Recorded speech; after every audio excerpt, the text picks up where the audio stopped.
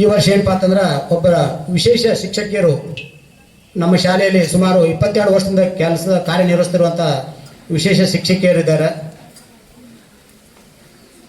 ಅವರೇ ಏನಪ್ಪಾ ಅಂತಂದ್ರೆ ಕೌಸರ್ ಬಾನು ಗುಲಾಬ್ ಹುಸೇನ್ ಮಿರಜ್ಕರ್ ಮೇಡಮ್ ಅವರು. ಕೌಸರ್ ಬಾನು ಗುಲಾಬ್ ಹುಸೇನ್ ಮಿರಜ್ಕರ್ ಮೇಡಮ್ ಅವರು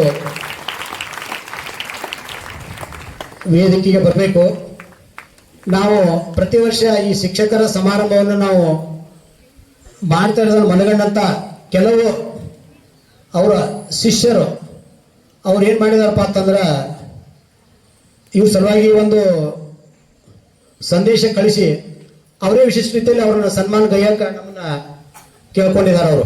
ಆದ್ರೆ ಅವರು ಕೂಡ ಇದನ್ನ ಹೇಳಿದ್ದಾರೆ ಏನಪ್ಪ ಅಂತಂದ್ರೆ ಯಾರು ನಮ್ಮ ಹೆಸರು ಅವ್ರ ಹತ್ರ ಹೇಳಬೇಡಿ ಅಂತ ಹೇಳಿ ಕಿಶಿಂದ ಅದಕ್ಕೆ ಅವ್ರು ಕಳಿಸಿದಂಥ ಸಂದೇಶ ಏನಪ್ಪ ಅಂತಂದ್ರೆ ಅವರು ಬೇರೆ ಬೇರೆ ಕಡೆಯಲ್ಲಿ ಕೆಲಸದಲ್ಲಿ ತೊಡ್ಕೊಂಡಿದ್ದಾರೆ.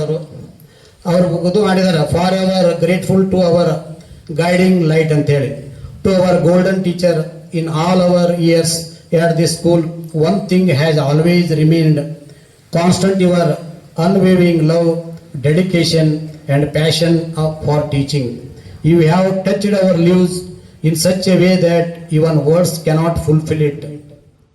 You have not only imparted the knowledge but also shaped our character, instilled our values and inspired us to become better version of ourselves. This gift is a small token of our immense gratitude and respect as a symbol of the golden heart that you have shown us every single day. For 22 years, you have been the light and guides us through the many corridors of learning. We hope you continue to shine just as brightly in the years to come. You may not know who are we, but please know this, our hearts are full of admiration and respect for you. And we will carry your teachings with us forever. Thank you for being the golden thread in the fabric of our lives, with endless love and respect from those who carry our lessons in their hearts forever. ಈ ಥರ ಏನದ ಕೆಲವೊಂದು ವಿದ್ಯಾರ್ಥಿಗಳು ಏನಪ್ಪ ಅಂತಂದ್ರೆ ಅವ್ರಿಗೆ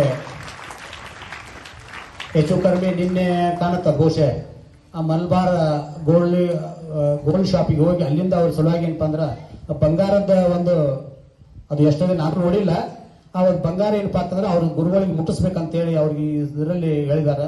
ಅದಕ್ಕೆ ನಮ್ಮ ಸಂಸ್ಥೆ ಜೊತೆಗೆ ಆ ಮಕ್ಕಳ ಒಂದು ಸನ್ಮಾನವನ್ನು ಕೂಡ ಅವರು ಸ್ವೀಕರಿಸಬೇಕು. ಯಾಕ ಒಬ್ಬ ಉತ್ತಮ ಗೃಹಿಣಿಯಾಗಿ, ಯಾಕ ಮುಂಚೆನೆ ಇಲ್ಲಿ ಬೆಳುಬೆಯಲ್ಲಿ ಬಹಳ ದಿವಸ ಇದ್ರು ಅವರು. ಅವ್ರ ಮಕ್ಕಳು ಕೂಡ ನಮ್ಮ ಶಾಲೆಯಲ್ಲಿ ಕಲಿತು ಇವತ್ತಿನ ದಿವಸ ಇಂಜಿನಿಯರಿಂಗ್ ಎಲ್ಲ ಮುಗಿಸಿ ಬೇರೆ ಬೇರೆ ಕಡೆ ಎಲ್ಲ ಹೋಗಿದ್ದಾರೆ. ಅವರು ಕೂಡ ಅನಿವಾರ್ಯವಾಗಿ ಅವ್ರ ಮನೆಯವರು ಪ್ರೈವೇಟ್ ಸ್ಕೂಲ್ ಟೀಚರ್ ಇರೋದ್ರಿಂದ ಬೇರೆ ಕಡೆ ವರ್ಗ ಆಯ್ತು. ವರ್ಗ ಹೋದ್ರು ಕೂಡ ನಾನು ಹೇಳಿದೆ ಅವ್ರಿಗೆ, ಬೆಳಗ್ಗೆ ಈಗೆಲ್ಲ ಸ್ವಲ್ಪ ಬಸ್ಸಿನ ವ್ಯವಸ್ಥೆ ಇದೆ, ಅವಾಗಿಂದ ಬಸ್ಸಿನ ವ್ಯವಸ್ಥೆ ಕಡಿಮೆ ಇತ್ತು. ಬೆಳಗ್ಗೆ 7 ಗಂಟೆಗೆ ಮನೆ ಬಿಡ್ತಿದ್ರು ಅವ್ರು ಬಹುಶಃ. ನಾನೇ ಹೇಳಿದೆ ಸಾಕ್ರಿ ಮೇಡಮ್ ಬರಬೇಡ್ರಿ ಇಲ್ಲಿ ಅಂತೇಳಿ. ಅವ್ರು ಒಂದೇ ಹೇಳಿದ್ರು, ಅವರು ಬಂದ್ರೆ ನೀವು ಕರ್ಕೊಂಡ್ರೆ ಬರ್ತೀವಿ ಸರ್, ಇಲ್ಲಾಂದ್ರೆ ನಾವು ಬರಲ್ಲ, ಬೇರೆ ಕಡೆ ಎಲ್ಲಿನೂ ಹೋಗಂಗಿಲ್ಲ ಅಂತ ಹೇಳಿದ್ರು. ಆ ರೀತಿ ಏನಪ್ಪಾ ಅಂತಂದ್ರೆ ಇಲ್ಲಿವರೆಗೆ ಏನಪ್ಪಾ ಅಂತಂದ್ರೆ ನಮ್ಮ ಮಕ್ಕಳಿಗೆ ಏನದ ತಾವು ಹಿಂದಿ ವಿಷಯವನ್ನ ಅತಿ ಕಾಳಜಿಯಿಂದ, ಅಂದ್ರೆ ಏನಂದ್ರೆ ಇಲ್ಲಿವರೆಗೆ ನಮ್ಮಲ್ಲಿ 14 ವರ್ಷದ ನಮ್ಮ ಬ್ಯಾಚ್ ನಲ್ಲಿ ಒಬ್ಬರು ಹಿಂದಿ ವಿಷಯದಲ್ಲಿ ಫೇಲ್ ಆಗಿಲ್ಲ. 14 ವರ್ಷ ಆದ್ರೂ ಕೂಡ ಯಾರು ಹಿಂದಿ ವಿಷಯದಲ್ಲಿ ಫೇಲ್ ಆಗಿಲ್ಲ. ಮತ್ತೆ ಎಷ್ಟೋ ಸಲ ಏನ್ ಮಾಡಿದ್ರಪ್ಪ ಅಂತಂದ್ರೆ 10th ಮಕ್ಕಳು ಕೊನೆಗೆ 1 ತಿಂಗಳು 2 ತಿಂಗಳು 3 ತಿಂಗಳು ಇದ್ದಾಗ ಅವ್ರು ಗುರುತಿಸಿ ಏನ್ ಮಾಡಿದ್ರಪ್ಪ ಅಂತಂದ್ರೆ ಕೆಳಗಿನ ಕ್ಲಾಸ್ ಹುಡುಗರು ಹಾಸ್ಟೆಲ್ದಾಗ ಇರುವಂತ 8, 9ನೇ ಹುಡುಗರ ಕಡೆಯಿಂದ 10th ಮಕ್ಕಳಿಗೆ ಪಾಠ ಮಾಡಿಸ್ತಿದ್ರು. ಅವ್ರು ಹೋಗಾಗ ಕೆಲಸ ಕೊಟ್ಟು ಹೋಗೋರು ದಿನ ಹೋಗಿ ಅವ್ರದಂಗೆ ಕೊಟ್ಟು ಕೌಟುಂಬಿಕ ನಿರ್ವಹಣೆ ಅಂದ್ರು ಕತ್ತಿ ಬೇರೆನೇ ಐತದು. ಅವ್ರು ಪಡುವಂತ ಶ್ರಮ ನಮ್ಗೆ ಗೊತ್ತದದು. ಅದಕ್ಕೇನು ಎಲ್ಲಾರ ಮುಂದೆ ವೇದಿಕೆ ಮುಂದೆ ಹೇಳುವಂಥದ್ದೆಲ್ಲ ಅಂತ ಒಂದು ಕಷ್ಟ ಕಾರ್ಪಣ್ಯದೊಳಗುವಂತ ಒಂದು ಒಳ್ಳೆಯ ಒಂದು ಇಂಥ ಶಿಷ್ಯರನ್ನ ಹೃದಯ ಗೆದ್ದಂತ ಶಿಕ್ಷಕರಿಗೆ ಇವತ್ತಿನ ದಿವಸ ಇಲ್ಲಿ ಸನ್ಮಾನ ನಡೀತಾ ಇದೆ. ದಯವಿಟ್ಟು ವೇದಿಕೆಗೆ ಸತ್ಕಾರ ಮಾಡ್ಲಕ್ಕ ಬರ್ಬೇಕಂತ ಕೇಳ್ಕೊತಾ ಇದ್ದೀನಿ. ಎಲ್ಲ ಗುರುಗಳ ಸಮ್ಮುಖದಲ್ಲಿ, ಎಲ್ಲ ಶಿಷ್ಯಂದಿರ ಸಮ್ಮುಖದಲ್ಲಿ, ಎಲ್ಲ ಗುರುಮಾತೆಯರಿಗೆ ಪಾತ್ರ ಇವರೊಂದು ಪ್ರೇರಣಾದಾಯಕ ಶಿಕ್ಷಕರಾಗಿ ನಿಲ್ತಾರಂತ ಹೇಳಿ ಇವತ್ತಿನ ದಿವಸ ಏನದ ನಾನು ಹೇಳ್ತಾ ಇದ್ದೀನಿ.